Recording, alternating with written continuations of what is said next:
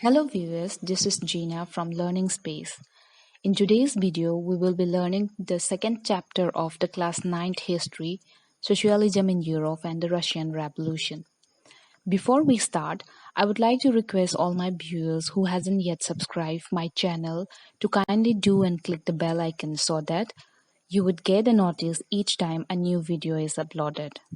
And if you think it will be useful for others too, please share my video with them. In the previous video on the same topic, we have learned about the age of social change and evolving ideas of liberals, radicals, and conservatives in European society.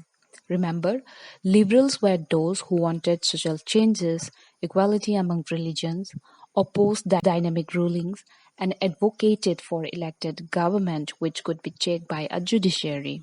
Then, radicals were those who wanted a radical change in the society and opposed the privileges of great landowners and wealthy factory owners, that is, they were against the concentration of property. And lastly, conservatives were the group of ruling class and persons in power who preferred a slow and gradual change of the society. The topic we have discussed in the last video is also a part of the background of the socialism in Europe.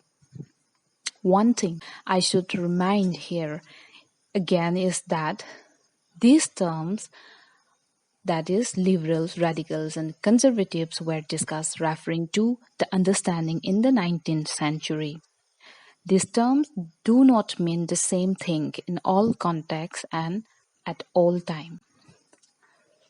It means that we are not referring these terms, that is, liberals, radicals, and conservatives, in today's understanding, which would be different. Now, in this video, we will continue with the second section of the background of socialism in Europe, that is, the industrial society and social change. Then, it will be followed by how liberals and radicals search for solutions against various problems in the society, especially industrialized society during the time, and how they were supported by nationalists, which is another group during the time. Now, industrial society and social change. Apart from the political trends in which differing ideas of liberals, radicals, and conservatives possess their respective regions, limits and potentials for political proportions and movements, the social and economic spheres of the society had entered a new era or a new tradition which was not before at all. It was a time when people's living style, housing conditions, social transport system, and their working system were changed. Many new cities came up in most of European countries. New industrialized regions were established, railways were expanded, and thus the so-called Industrial Revolution was occurred. Industrial Revolution is a very broad and diverted topic, but here I will quickly and shortly highlight some of its basic concepts. But the discussion will mainly discuss on its impact on European society and how it links with the rise of socialism in Europe. Industrial Revolution was a period of development, especially from the latter half of the 18th century to the 19th century, when the manufacturing of goods, which were earlier produced at small quantities at homes and mostly made by hand, was changed and moved to large factories where a large quantity of goods could be produced in short time by using machines.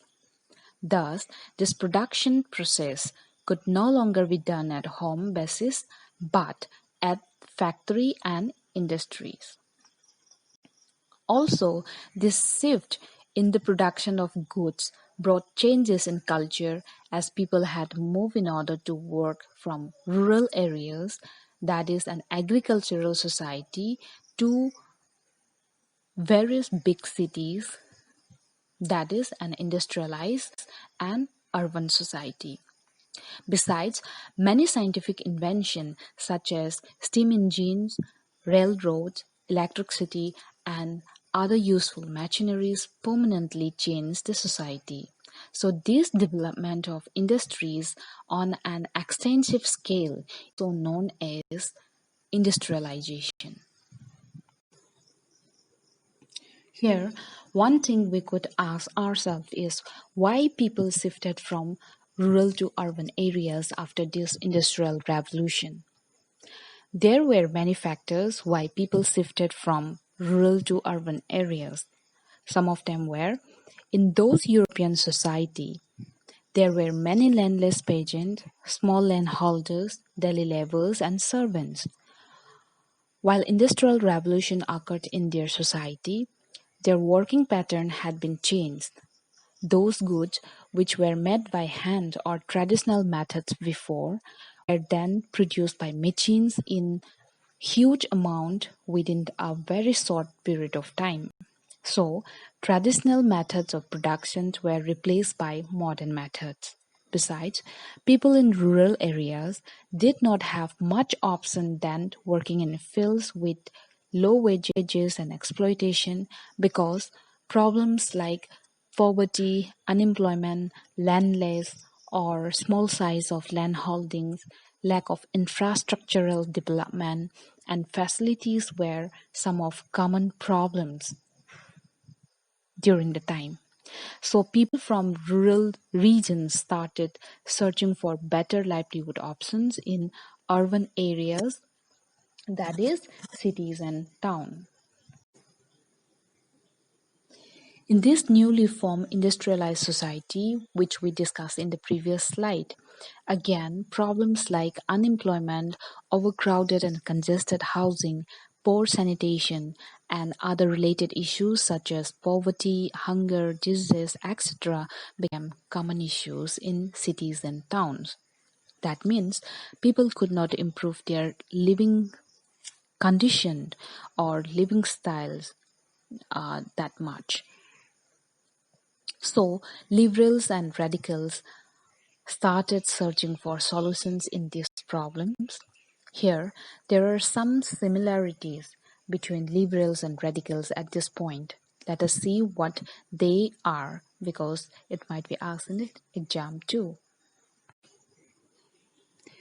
During the time, industries and factories were mostly owned by individuals. That means most of industries and factories were the private properties of individuals who belonged to rich and higher class. Besides, these property owners or employers were often liberals and radicals, which means that liberals and radicals during the time, that is late 18th and early 19th century, were those who were factory owners and therefore they were the employers. So according to these liberals and radicals who had made their wealth through trade or industrial venture, they felt that such effort should be encouraged. Such effort means making profit and wealth by an individual's hard work and innovativeness, particularly in trade and industrial ventures. However, both liberals and radicals had the understanding that the benefit from such effort would be achieved if the workforce in the economy was healthy and citizens were educated. What does it mean? It means that if the workers of any factory or industry are healthy, they could work effectively and even for longer hours. Similarly, if they are again educated, their innovativeness and creativity would be better and more advanced. Thus, there would be better overall results, that is, higher production rates, and ultimately, higher profit or economic development would be the aim. These liberals and radicals opposed the privileges enjoyed by aristocrats by birth. It was because, although these liberals and radicals were rich, owned factories, and became employers, the social and political authorities were in the hands of aristocrats. This means that they were not free due to the aristocracy. Besides, The liberals and radicals firmly believe in the value of individual effort, labor, and enterprise.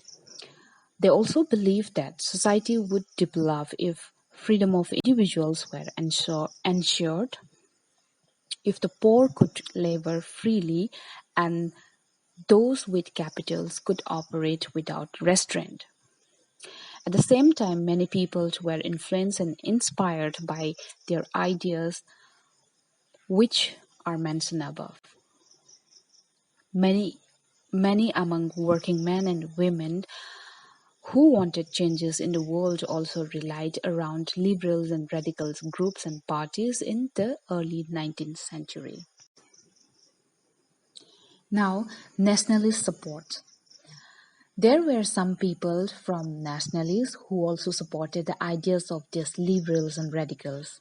The literal meanings of nationalists are the people who strongly identified with their own countries and vigorously support the country's interests. During the time, these nationalists often talk of revolution that would create nations where all citizens would have equal rights. Here, I will add some more points about nationalism in Europe before 1850, which is very closely related with the French Revolution and the Napoleonic era. Remember, the French Revolution was ended when an army general named Napoleon Bonaparte overtook the power of revolutionary governments in France. During and after the French Revolution, it taught people from various parts of the world about modern nationalism. For instance, the Jacobin doctrines of sovereignty of the people asserted the claims of the nation as a whole against its monarch and the right of a people to define its own form of government and to control the conduct of that government. On the other hand, after the revolution, Napoleon Bonaparte became the emperor of France and conquered most part of European regions, including Germany, Italy, Spain, Poland, Russia, and Belgium. These conquests of Napoleon in Europe strengthened the ideas and sentiments of nationalism. By 1815, nationalism was a great force in Europe, and it was a spirit of resistance against domination of foreigners. Germany and Italy were the two countries where the nationalist feelings were very strong. The year 1815 was also marked as the end of years of wars between the United Kingdom and France when Napoleon was defeated at the Battle of Waterloo. So, among the ideological groups in Europe, some nationalists, liberals, and radicals wanted revolution, that is, a socio-political transformation to abolish the kind of government established in Europe in 1815. In France, in France, Italy, Germany, and Russia, they became revolutionaries and worked to overthrow the existing monarch. Here, one can remember Giuseppe Mazzini, an Italian nationalist who conspired, that is, planned a conspiracy with others to achieve this social change or transformation in Europe after 1815. So, who is Giuseppe Mazzini? Why he is important? Giuseppe Mazzini was a writer and political activist who strived to establish a unified democratic republic of Italy. Throughout his life, he founded and supported revolutionary groups who sought to free Italy from foreign powers and unite the different states. Because during the time, Italy were divided into various kingdom or territories which were under various foreign powers like France, Great Britain, and so on. Mazzini wrote a stream of articles arguing for a Republic of Italian state. He also founded a new political society called La Giovane Italia. that means young Italy, to support the goal of Italian unification. Mazzini also helped to define the early ideas of a united Europe. Many nationalists from different parts of the world, including India, were influenced by his writings. So all these are about the evolution of various ideas which sought for a social or national transformation as solution against the social and political turmoil in the European society during the time, that is the 18th and the 19th century. In the book, this period is also marked as the age of social change and the industrial society or social change. Both would be considered as the background of socialism in Europe because every section of people realized that there was an inevitable change or transformation in terms of political and socio-economic spheres of the society. Unlike in earlier periods, there were numbers of differing ideologies which played a very important role in the world politics till today. Among these numerous ideologies, socialism as a totally differing ideology was evolved. Its ideas of equality among people, especially equal distribution of property and shared ownership, became popular and attractive to people during the time. So all this would be discussed in the next video. The topics would be titled as The Coming of Socialism to Europe, and the second one is Support for Socialism. I hope you like my video. If you want to give any suggestion regarding the presentations and contents of the topic, please be free to write in the comment boxes. Thank you for watching and being with me.